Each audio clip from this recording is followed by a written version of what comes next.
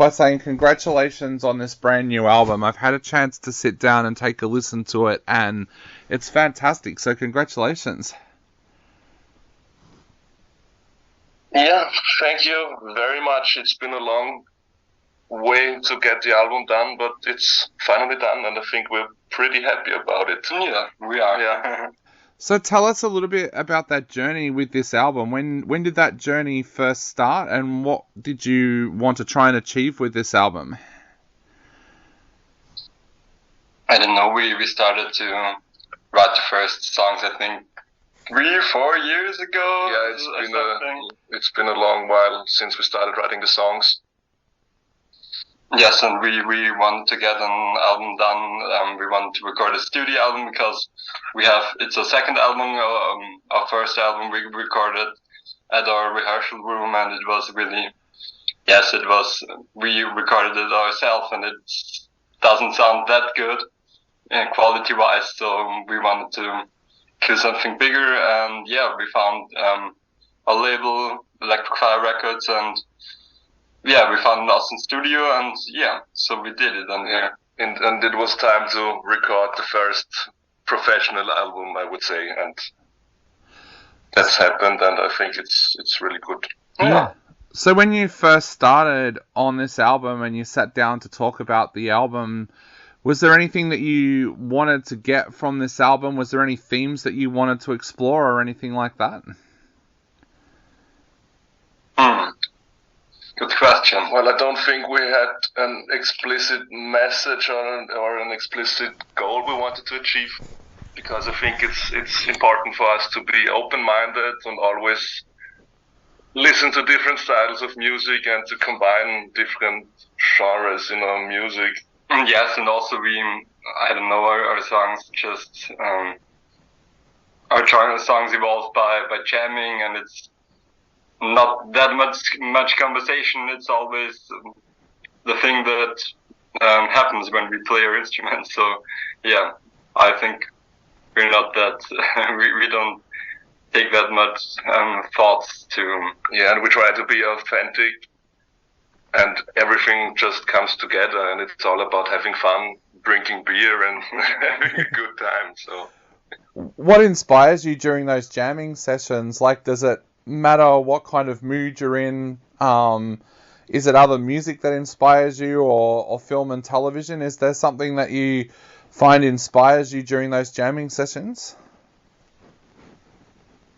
Yeah, I think there are a lot of different things that inspire us. I think especially in Vienna there's a pretty huge underground music scene, and we have a lot of good friends and a lot of good bands, and they inspire us day by day. Yes, I would say so.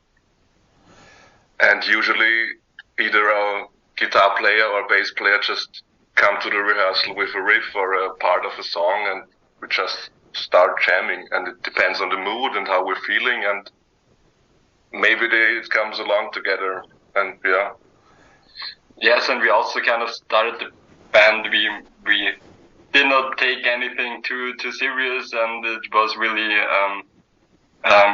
a surprise how it got something bigger, and how we kind of got into the underground scene in Vienna of music, and so it became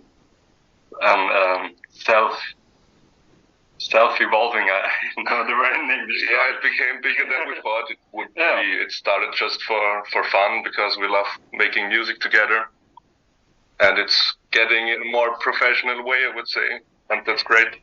Yeah. Now, I wanted to go back to the start for the band as well. You guys started out in 2015, and I understand that the band was born in a shipping container. Can you tell us a little bit about that? Yeah, it was a fun time. I don't know. I think we all had been to our first kind of stoner rock concert, and we were let's make a band. Let's do this. We were looking for a kind of a rehearsal room, and found this shipping container which was just some kind of storage container, and somewhere in the outskirts of Vienna. And it was a pretty cool rehearsal room, but eventually we got kicked out because we were too loud.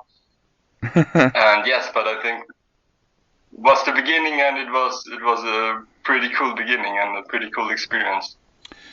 So, were you working on this album during the pandemic? And if so, how did that affect how you were working together? Because I guess you weren't allowed to do shows during that time either.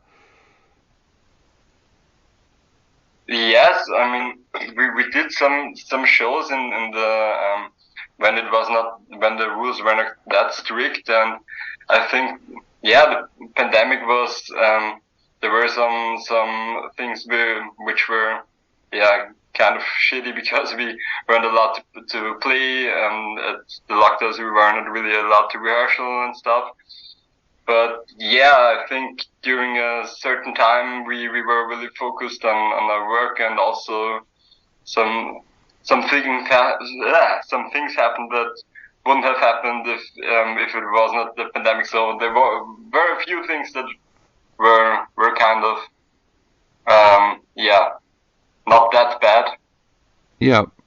Yeah, but there were a lot of bad things. Yeah, but there were, so I think I'm just looking for the for the good stuff. Yeah, Yeah. but we had to cancel a lot of shows, and at some point there also was a small tour planned with another band, but that all got cancelled because of the pandemic, and also it influenced the whole recording. No, not the whole recording process, but the whole release process and the whole pressing process of the vinyls and stuff, and everything got really delayed, and yeah, everything got delayed or cancelled at some point. But now we're back on track, Yeah. and it's starting to look a lot better.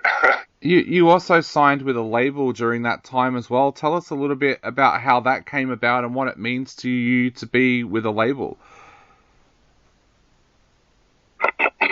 Yeah, first we released a single Teufelskreis via the label, and it was also the song. It was also how the label became aware of us, and yes, that was really cool. And then yeah, he invited us to see the studio and the label, and yeah, that's it kind of. Yeah, but we got the connection to our label through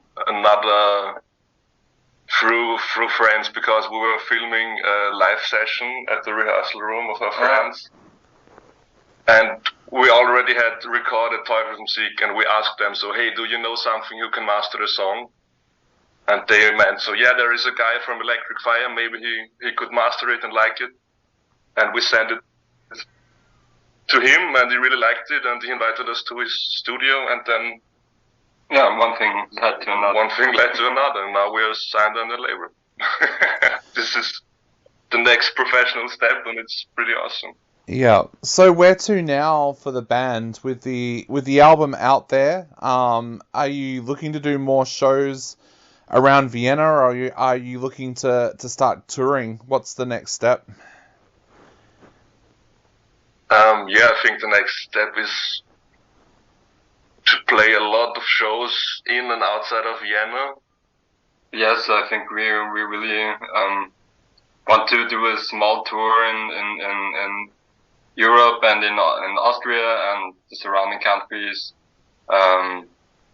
Yes, but it's kind of hard to organize everything yourself. So because we have to do this. So yeah, it will be difficult, but I think if we want to, we can somehow. Yeah, and we started to try to book shows for the upcoming months, and especially for the summer. Our goal is to play at least 1 or 2 summer festivals. But yeah, it's all about going out and play a lot of live shows. Yes, because that wasn't possible in the last few years, you can say. Yeah. No, we have some pretty cool doom and some pretty cool prog metal festivals here in Australia. Would you ever look to even coming to Australia to do some shows? It would be great, of course, if it's somehow possible for us, of course, but it's pretty hard. Yeah, it's hard to how to deal with the equipment, I think. Yeah. But yeah, because I don't think we can ship it somehow over there, but we would have to rent it somehow. I don't know, but yeah, we would love to do it. Really be awesome. So.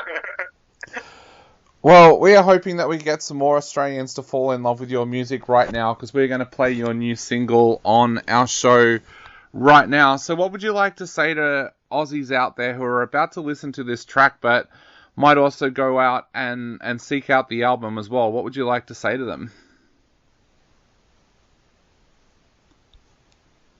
Well, first of all, thanks for listening to us. It's an honor that people around the globe are listening to our music. I don't know. We made this kind of music in our basement, more or less, and it's crazy that some people around the world are listening to it.